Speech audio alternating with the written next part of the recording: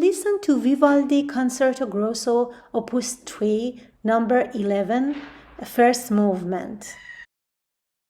A typical fugue exposition starting with the basses and cellos, then violas and second violins, and finally the first.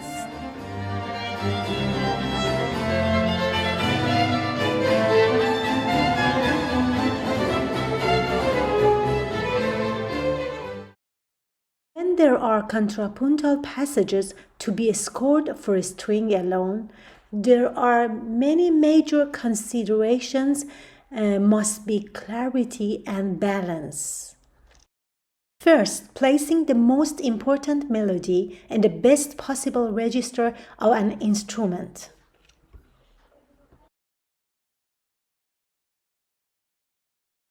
Second, thinning the counterpoint to let the main theme break through.